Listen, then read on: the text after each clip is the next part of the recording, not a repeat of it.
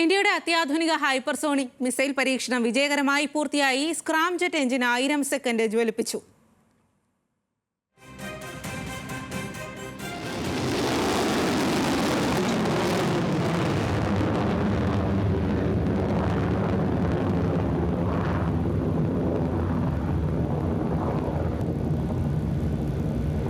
Three, two, one, now.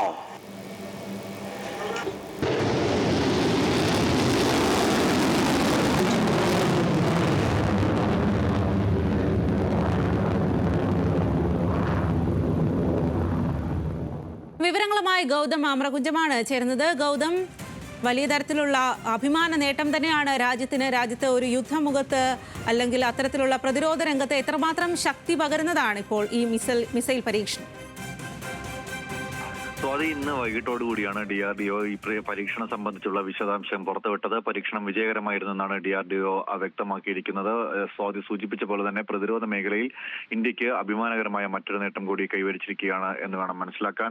ഈ hypersonic മിസൈലിനെ പറ്റി പറയുകയാണെങ്കിൽ അത് ഏറ്റവും അത്യാധുനികമായ സംവിധാനങ്ങളോടുകൂടിയുള്ള മിസൈലാണ് ഇപ്പോൾ പരീക്ഷണ വിജയം നേടിയിരിക്കുന്നത്. ഇതിൽ ഏറ്റവും പ്രധാനപ്പെട്ട കാര്യം ശബ്ദത്തെക്കാൾ 5 ഇരട്ടി വേഗത്തിൽ സഞ്ചരിക്കാൻ കഴിയുന്ന മിസൈലാണ് ഹൈപ്പർസോണിക് മിസൈൽ. അതിന്റെ സ്ക്രാംജെറ്റ് എഞ്ചിൻ, അതിന്റെ പ്രവർത്തനം 1000 സെക്കൻഡ് അത് ജ്വലിപ്പിച്ചുകൊണ്ട് അതിന്റെ പ്രവർത്തനത്തെക്കുറിച്ച് വിലയിരുത്തുകയായിരുന്നു ആദ്യഘട്ടത്തിൽ പരീക്ഷണമായി DRDO ഉദ്ദേശിച്ചിരുന്നത്. ആ പരീക്ഷണമാണ് നടത്തിയത്. അത് വിജയകരമായി പൂർത്തിയാക്കാൻ സാധിച്ചിട്ടുണ്ട്. തുടർന്നുള്ള മേഖലകളിൽ അല്ലെങ്കിൽ വരും ദിവസങ്ങളിൽ ഇതിന്റെ മറ്റ് കൂടുതൽ വിശദാംശങ്ങൾ കൂടി പുറത്തു വരുമെന്നാണ് നമുക്ക് മനസ്സിലാക്കാൻ സാധിക്കുന്നത്. എന്തായാലും സേനകളോട് സജ്ജമായിരിക്കാൻ സർക്കാർ നിർദ്ദേശിച്ചിട്ടുള്ള സമയത്താണ് അല്ലെങ്കിൽ അത്തരത്തിലൊരു പശ്ചാത്തലത്തിലാണ് ഈ മിസൈൽ പരീക്ഷണവും കൂടി വിജയകരമായി പൂർത്തിയാക്കുന്നത് എന്നത് ശ്രദ്ധേയമാണ്. എന്തായാലും പ്രതിരോധ മേഖലയിൽ ഇന്ത്യക്ക് വലിയ നേട്ടം തന്നെയാണ് ഇപ്പോൾ ഈ ഹൈപ്പർസോണിക് മിസൈലിന്റെ പരീക്ഷണ വിജയത്തോടു കൂടി നേടാൻ സാധിച്ചിരിക്കുന്നത്.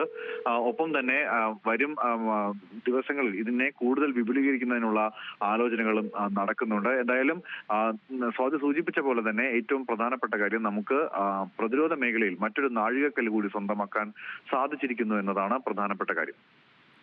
ഇന്ത്യയുടെ അത്യാധുനിക ഹൈപ്പർസോണിക് മിസൈൽ പരീക്ഷണം വിജയകരമായി പൂർത്തിയായിരിക്കുന്നു. Scramjet engine 1000 second ജ്വലിപ്പിച്ചു.